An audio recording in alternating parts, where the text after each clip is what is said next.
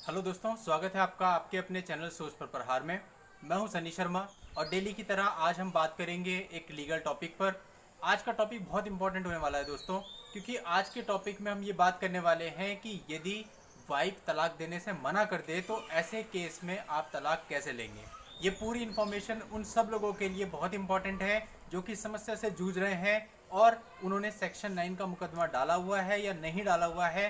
दोनों को ही इस वीडियो से पूरी जानकारी मिलेगी कि उन्हें आगे क्या प्रोसेस करनी है। तो आपसे कहना चाहूँगा कि इस वीडियो से शुरू से लेकर आखिर तक जुड़े रहिएगा ताकि आपके सारे डाउट्स क्लियर हो जाए, किसी भी तरह की कोई कंफ्यूजन आपके मन में ना रहे। तो दोस्तों, जब पति पत्नी के बीच में झगड़ा होता है तो कई बार पत्नी अपने मायके जाकर रहने लगती है। वहाँ पर उसके घर वाले होते हैं, जब वो उनको सुझाते हैं बुझाते हैं तो उनके प्रभाव में आकर मैक्सिमम टाइम वो वापस आने के लिए मना कर देती है और यहीं से हस्बैंड की प्रॉब्लम स्टार्ट होती है कि वो क्या करे। अब सबसे पहले तो वो कुछ समय वेट करता है कि हो सकता है कि शायद वो वापस आ जाए, लेकिन वो वापस नहीं आती है।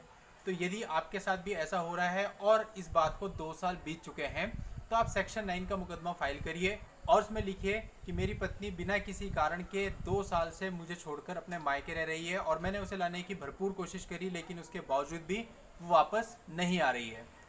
अब सवाल ये उठता है कि कई लोग ऐसे भी होंगे जिनकी शादी को अभी इतना समय नहीं हुआ है, 1 साल ही हुआ है या फिर 1.5 साल ही हुआ है।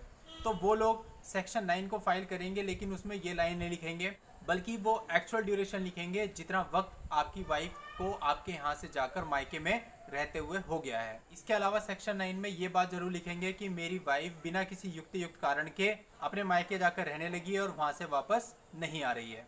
और इसके साथ साथ ये बात भी ऐड करेंगे कि आप मानसिक रूप से प्रताड़ित हैं, यानी कि मेंटल टॉर्चर झेल रहे हैं। अब दोस्तों, इसके बाद 2 केस हो सकते हैं। या तो जब आप ये केस डालेंगे और इसका नोटिस जब आपके वाइफ को जाएगा तो आपकी वाइफ कोर्ट में आ जाएगी या फिर आपकी वाइफ कोर्ट में नहीं आएगी। यदि आपकी वाइफ कोर्ट में नहीं आती है तो ऐसे केस में जो फैसला है सेक्शन 9 का, जो सेक्शन 9 की डिग्री होगी वो आपको मिल जाएगी, आपके हक में फैसला हो जाएगा। इसे एक्स पार्टी डिसीजन कहते हैं। X party divorce, x party decision पर मैंने अलग से एक डिटेल्ड वीडियो बनाई है, उसका लिंक मैं नीचे डिस्क्रिप्शन में दे दूंगा, वहां जाकर के आप उस वीडियो को देख करके पूरी जानकारी ले सकते हैं। दूसरा केस ये हो सकता है कि आपकी वाइफ कोर्ट के अंदर आ जाती है।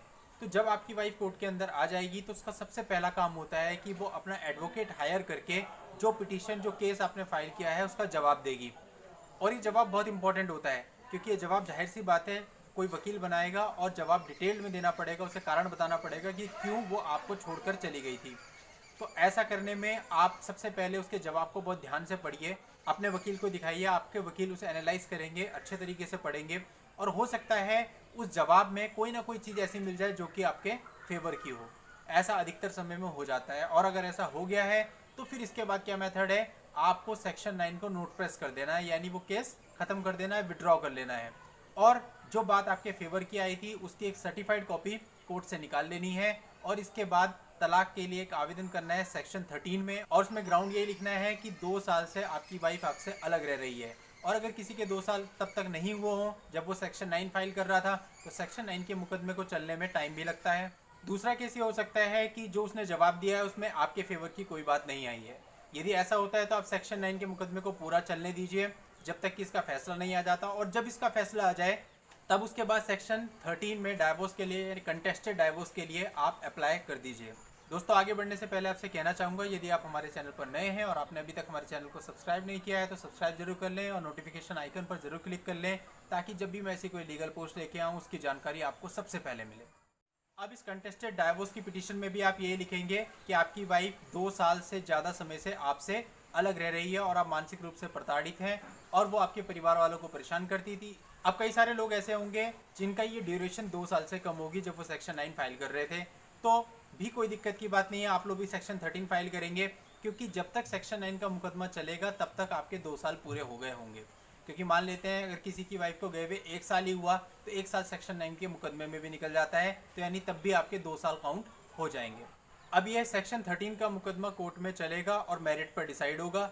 अब इसमें चाहे कितना भी समय लगे, 1 साल लगे, 2 साल लगे, 3 साल लगे, आप इसको चलाइए और निश्चित रूप से आपको इसमें डाइवोर्स मिल जाएगा क्योंकि 2 साल से बिना किसी युक्त कारण के अलग रहना एक बहुत बड़ा ग्राउंड माना जाता है और इस ग्राउंड पे जनरली डाइवोर्स आपको मिल जाता है।